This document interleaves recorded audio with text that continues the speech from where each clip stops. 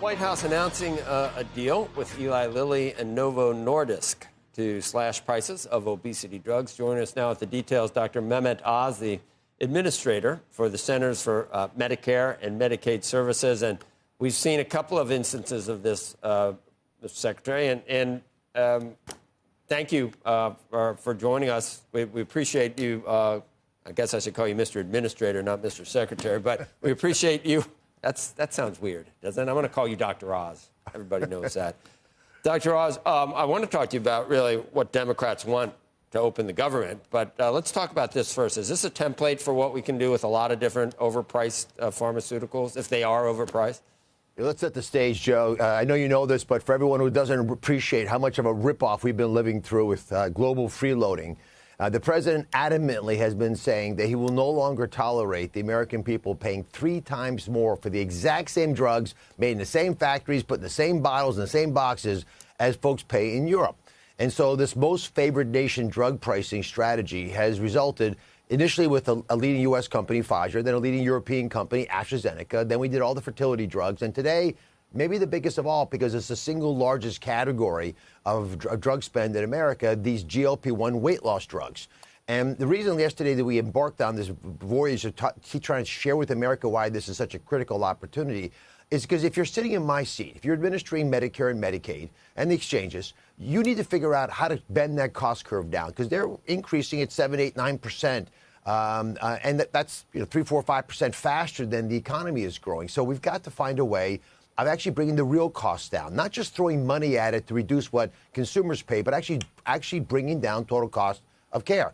And if you're going to drop drug prices meaningfully, you'll do that. But in particular, in this category. Because of all the things we can do, Joe, reducing obesity in America not only buys us a lot of health, but it also reduces the health care spend. We estimate that obesity by itself probably explains a quarter of the total health care costs. And so by using these medications, which on average can drop your weight 15, 20% over the course of a year. And again, obesity is not an absence of GLP-1s. You have to use diet, exercise, all the MAHA elements that Secretary Kennedy speaks of are vital to this process. But part of making life easier, making yourself healthier, and making it easy to be healthy, which is what MAHA is really about, is using medications if they're effective. So most Americans would consider this if they were overweight, and a third of us are. Unfortunately, most Americans can't afford these drugs. They're $1,200, $1,300 a month. So in this deal, we are reducing the cost on average to about $250 a month. And if you're on Medicare, which I administer, you're going to pay $50 copay, and government will pick up the rest, and we can afford that because at that price point, within 2 years, it'll be cost neutral. It'll save us so much by reducing downstream problems of obesity like hypertension and problems with the diabetes and even bigger problems like renal failure, strokes, heart attacks, dementia, that we'll actually start saving money. And if you're on Medicaid, it'll be free to you, which is still okay because governors have a moral hazard right now. Obesity is rampant in underserved, vulnerable populations, but they're the ones who benefit the most as well and reduce costs when you do that. So we'll actually help state budgets by driving down these prices. The narrative of the pharmaceutical companies, Doctor, was that the way Europe offered these drugs at much lower prices was basically price controls. And, the innovation is done here in this country. And in this country, we allow companies that spend a lot of money up front on research and development of these great drugs, we allow them to recoup all that investment. Whereas if it was in Europe and you don't allow them to price the drugs to where you can actually benefit from all your research and development, there's not as much innovation over there. And if we import those price controls here, the argument is from the pharmaceutical industry that they're not going to be able to afford innovation and testing on new drugs. Is that totally false, or is the truth somewhere in the middle? I think that specific narrative is false. And my evidence for that is all these drug companies, Eli Lilly and Novo Nordisk, are well-run companies. Their CEOs were in the Oval Office. They came there willingly. They were not hostages. They've all signed these deals. Pfizer did too, AstraZeneca as well. The argument that we're making and they're agreeing with is that it's inherently unfair for us to pay 3 times more. We still pay most of the money for development. But I hear the concern that we need to be able to innovate. And so if you get Europeans to pay a bit more, We can pay a bit less. Also, some of the areas we're giving opportunities to companies include giving them access to larger populations by making these drugs more affordable. But Joe, here's the real conversation. You sit in a room with these executives, you look them in the eye and say, you went into this business because at some point you really cared about people. And as an American, and in the case of the Eli Lilly CEO, he said, you really want to have your legacy about making an innovative medication class that is changing lives accessible to everybody. It's the most American thing we can do. It's about fairness. And the president has adamantly been pushing this narrative because most Americans get that story. I'd also give you a better metaphor than what you were saying. I think it's more like NATO. We have external threats. Everyone's got to chip in. How much they chip in is the question. Yes, maybe we'll pay a bit more in some instances to get the innovation there, but we all have to defend ourselves. NATO countries are chipping in more. We're asking the same thing right now for an internal threat, disease, illness, cancer. And I'll share one big secret with you. If you have an advanced cancer in America, your survival numbers are better than if you're in Europe because you actually get access to all these drugs. There are no price controls here. The market moves this. We're making it easier for companies to say yes, to bringing their prices in line with what other countries are paying. It's fairer for America, but it's also more sustainable for these pharmaceutical companies. And that's why, in general, their stock prices are staying strong. Investors realize they want stability in the markets, and they don't want government coming down hard. These are negotiated settlements. And I've got news for you. There's a dozen more companies waiting in line to come down the pike to have their prices align with what the rest of the world is paying. Thank you, Doctor, for that. You're going to have to fix the healthcare system in the United States or make the Affordable Care Act actually affordable instead of the unaffordable Care Act. Let's talk about this government shutdown. So we know it's a clean CR. It's the same funding that the Biden administration was doing. The government should have stayed open. But the Democrats, maybe they have a point, that people need to, obviously, people that are going to have their subsidies double or triple, it's something that resonates with people. And that's why you can't even find, you would think if a party closes down the government to get something that they want through extortion, you would think that the Republicans would have the upper hand. That's not what it is because the healthcare system is so broken. And I guess the rap is that President Trump talks about alternatives. Republicans talk about fixing the healthcare system. But right now, Obamacare is all we have, and it's important to the people that have it. Well, Obamacare is a program I manage, and I'm going to take care of it. Just to put it in context, the average person in original Obamacare, which is folks making between 1 and 4 times the poverty level, their average premium is going to be $50 this year. We know that because the numbers are already out there. Healthcare.gov is already, the marketplace is open. People are signing up. So its average premium that you have to pay out of pocket is $50, and that's $13 more than this year. So in that original population, there doesn't seem to be a huge issue, and we're not hearing huge complaints.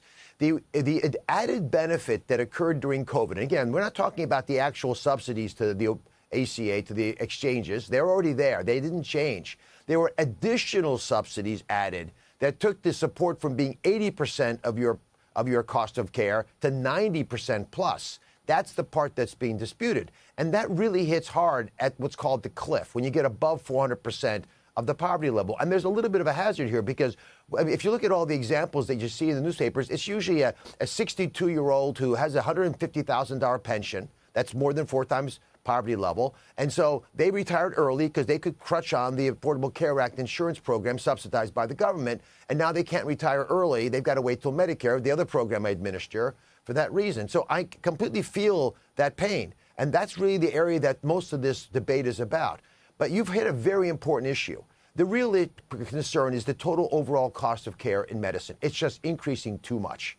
And the real salvation to this is not going to be throwing more money at premium dollars or enhanced premium dollars or COVID era enhanced premium dollars. I mean, after a while, it becomes hard to keep up with how many subsidies there are. We have to actually reduce the underlying cost of care. That's why in the One Big Beautiful Bill, we did offer some solutions. There was something called a CSR that would have naturally brought down premiums in the exchanges. It was rejected by the Democrats. They didn't want an answer. And that's why I think this is being used as a political tool. The things we need to do to truly reduce cost of care, the Democratic Party doesn't seem to enhance. They just want government to pay more for it. It's not a long-term sustainable solution. And just like we did with the most favored nation drug pricing with pharmaceutical companies, you've got to come to the table with solutions everyone rationally thinks can make sense long-term. What we did in One Big Beautiful Bill was bend the curve for Medicaid. We've got to do the same thing with the ACA. But Dr. Oz, I think the big question is ultimately how to do that and what that really looks like. And not, I mean, we can take the government shutdown piece of this out of the situation. But if you were king for the day, and I know President Trump has been talking since he was president last time about trying to fix things meaningfully, do you think you could ultimately reduce costs and provide better service? Is that even possible, or do you think it's just a fundamental change in expectations that has to take place? It is absolutely possible to reduce costs. I'll give you two concrete examples. Over 10% of the $1.75 trillion that I administer is fraud, waste, and abuse. That we can deal with, and we're getting aggressive. And just this week, we put out a rule to take out $23 billion of what we believe in often was not well-spent money with these skin substitutes that are no longer going to be sold the way they were, where you actually literally pay doctors an extra 6% if they pay the most expensive version of the product, not the products that actually are selling in Europe for fractions of the price. And the second big issue, which will probably take the healthcare costs down at least another 10%, is by truly empowering beneficiaries with information. Every other industry you talk about, as, for example, AI you were mentioning earlier, all these industries benefit, whether you're Uber Eats or Uber itself or streaming videos, they benefit from AI supporting the system. Banks work better that way. We haven't brought those tools into medicine in a meaningful fashion, and we have a digital transformation that we are heavily embarked on that will allow us to bring those same efficiencies into the healthcare system. And by empowering patients at the time of care with better information about what they ought to do, by nudging them with insights that can help them with chronic illnesses, by giving doctors incentives to use these tools and giving them also the better ability to manage their care as medicine rapidly advances with better tools that cost less, we reduce costs. And the most important message I have is bad care is expensive. You pay someone to do a bad job, you pay someone to fix that bad job, and you pay for the complications. So the most important thing we can do in healthcare to reduce costs is improve the quality, and this president is committed to this. The Secretary Kennedy will not take no for an answer. That's what MAHA is really about, and I'm passionate we'll get to the finish line. Dr. Oz, just to bring the conversation full circle since we started at GLP-1s, I'm just curious about one component part of this, which is how quickly do you think that the GLP-1 drugs are actually going to improve? I mean, one of the things that a lot of people worry about is muscle loss and all of the sort of component part issues in that. And I wonder whether, I mean, as you think about trade-offs and also what you think we're going to learn about these drugs and how they work over time. The field's advancing rapidly. I learned yesterday, and I'll break news with you here because I had the CEOs cornered in the Oval Office. We're going to have pill versions of these on the market by March. Marty McCary, who runs the FDA, is going to fast-track these approvals. And so we're already looking at a new generation of solutions. We estimate that the American people will lose about 135 million pounds over the next year with these solutions. And we are also optimistic that within 2 years, they'll pay for themselves, as I mentioned, just because they're going to reduce some of the healthcare expenses. Right. But they're also going to be made in ways that reduce the muscle loss, some of the side effects, the anorexia. Right. But, you know, Aaron, there's other benefits as well. There's a reduction in addictive behavior. I mean, there's less online shopping. So there's other opportunities for this family of medications that go far beyond just overeating. Right. And then finally, Doctor, you got put into service yesterday inside the Oval Office. Tell us what happened, because we were all watching this video that's gone viral.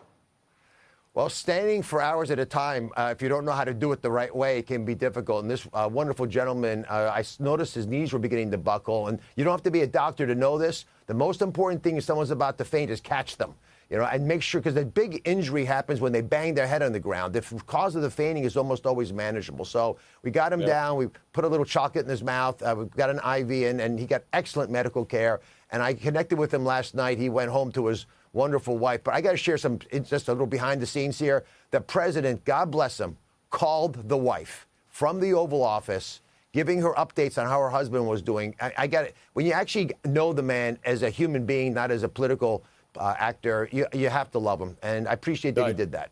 And Secretary of HHS Kennedy was heading off to get a warm towel, or initially, I think, to get a chair because the guy's knees were buckling. The haters on the left, I mean, the conspiracy theories, I'm not even sure what they're implying he was running for.